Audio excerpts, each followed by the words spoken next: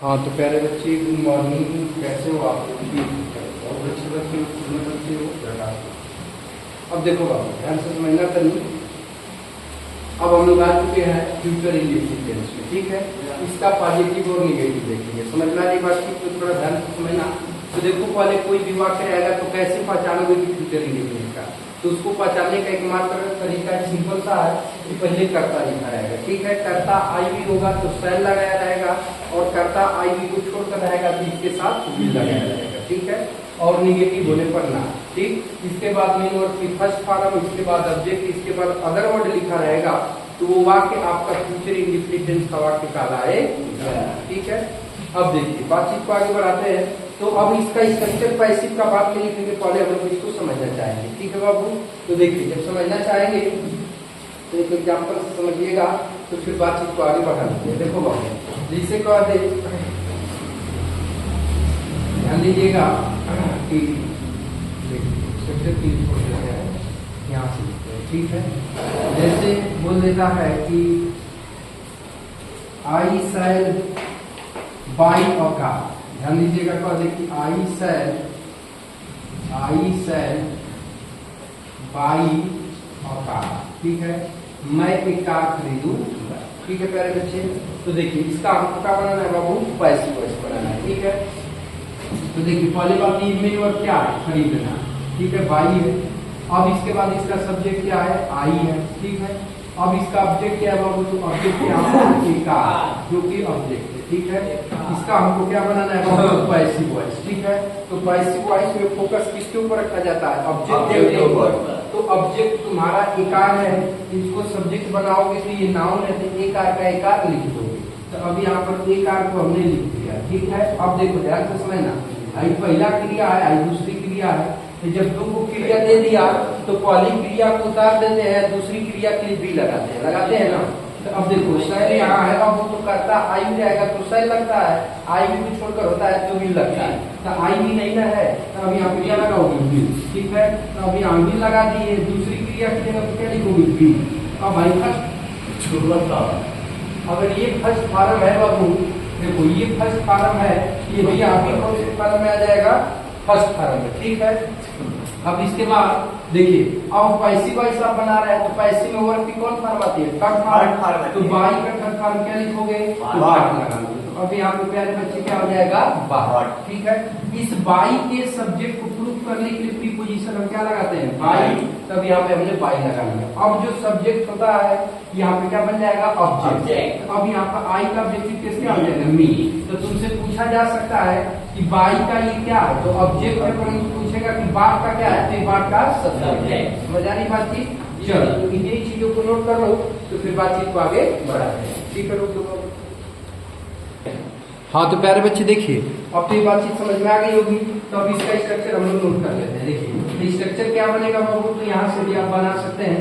देखिए, हमने active voice के ऑब्जेक्ट को फोकस किया था, ये यहाँ पे क्या बन गया था? सब्जेक्ट। तो ऑब्जेक्ट को यहाँ हम क्या बना लेंगे? सब्जेक्ट, ठीक है। तो यहाँ सब्जेक्ट हो गया। अब शैल या भी में से एक लगाएंगे, क्योंकि दो क्रिया है, एक ये है और ये है, दो है। तो पहली क्रिया को उतार देते हैं, तो करता आई भी रहेगा तो शैल को उतार देंगे, आई भी को छोड़कर रहेगा तो क्या लगा लेंगे? विल लगा लेंगे। निगेटिव होने पे क्या लगा लेंगे? ना। अब एक नई क्रिया है तो इसके स्थान पर क्या लिख देंगे? भी। अब ये फर्स्ट फॉर्म है तो इसको फर्स्ट फॉर्म में छोड़ देंगे। अब पैसिव में बना रहे हैं तो आई मेन वर्ब की कौन फॉर्म आएगी? Third form. तो इसका थर्ड फॉर्म लिख देंगे। इस वर्ब के सब्जेक्ट को प्रूफ करने के लिए प्रीपोजिशन क्या लगाएंगे? बाई। अब फिर प्रीपोजिशन कहीं भी जाएगा तो अपना क्या लेगा? ऑब्जेक्ट। तो ऑब्जेक्ट लिख देंगे, इसके बाद आ जाएगा अदर वर्ब, ठीक है प्यारे बच्चे। चलिए, नोट कर लिए हैं तो बातचीत को आगे बढ़ा लेते हैं, ठीक है बाबू। अगला एग्जाम्पल करते हैं। ये नोट हो गया? एग्जाम्पल हो गया, मिटा नहीं ना? चलो,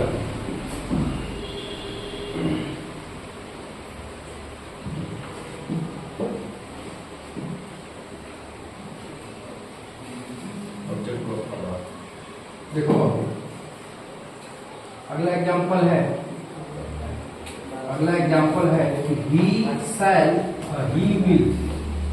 he will not push a car। चलो फटाक से बनाओ और बना करके बताओ, ठीक है। इतना टाइम लगाओ, इसको तो बोल देना चाहिए। बोलो। will not be bought or bought. चलो अभी एकदम बिना रुके बोलना है। A car will be pushed by him। देखो देखो ये क्या है तुम्हारी मेन वर्ब है ना, ध्यान से समझना। मेन वर्ब कौन सा है? First form. इस मेन वर्ब का ही क्या है बाबू? सब्जेक्ट है, ठीक है। इस वर्ब का एक क्या है? ऑब्जेक्ट है, ठीक है। तो तुमको बनाना क्या है? Passive voice. तो पैसिव वॉइस में फोकस किस पर रखा जाता है? ऑब्जेक्ट के ऊपर रखा जाता है ना। तो अब एक आर जो है तुम्हारा क्या है प्यारे बच्चे? ऑब्जेक्ट है। तो नाउन है, तो जब नाउन है तो जो ऑब्जेक्ट की जगह है वही सब्जेक्ट की जगह लिखा जाएगा। तो एक आर पे यहाँ पर क्या करोगे? लिख दोगे, ठीक है। अब देखो एक आर आई को छोड़कर है तो इसके साथ क्या लगा दोगे? विल। नेगेटिव है तो ना।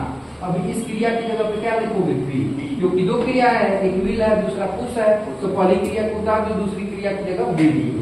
ये फर्स्ट फॉर्म है तो इसको भी फर्स्ट फॉर्म में कर दो। अब पैसिव में वर्ब की कौन फॉर्म आती है? Third form. तो पुश का थर्ड फॉर्म क्या हो जाएगा प्यारे बच्चे? पुश।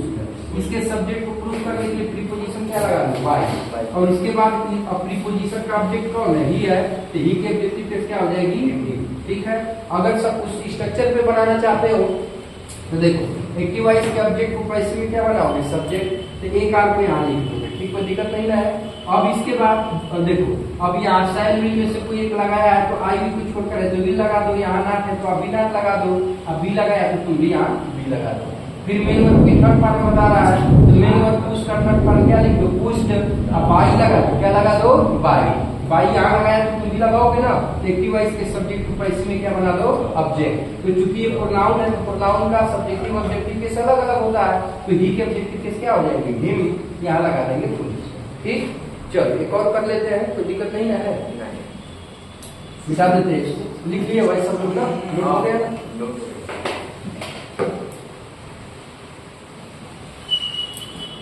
आवाज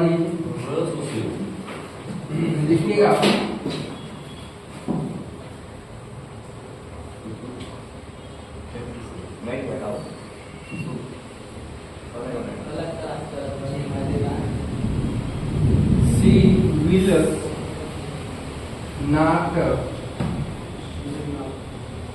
She will not abuse her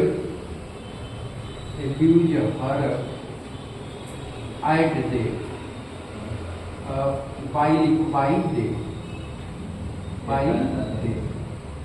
by day हाँ by day। अब जल्दी से फटाक से बनाओ फिर बातचीत को आगे बढ़ाएं। चलिए बन गया।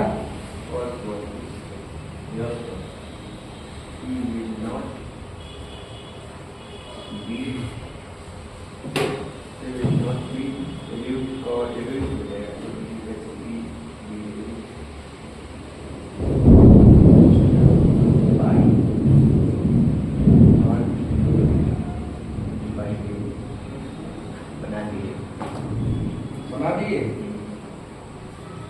बहुत अच्छी बात है।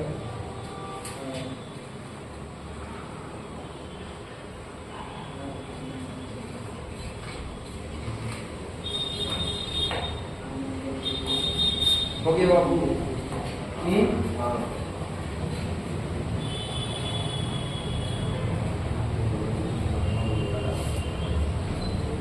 चलो बातचीत को आगे बढ़ाते हैं तो ध्यान से समझिएगा। देखिए ये आपकी क्या है बाबू? वर्ब की फर्स्ट फॉर्म। इस वर्ब का डूअर कौन है बाबू? इस वर्ब का डूअर कौन है? तो सी है। सी क्या है बाबू? सब्जेक्ट। अब ये इस वर्ब का क्या होता है बच्चे? तो ऑब्जेक्ट, ठीक है।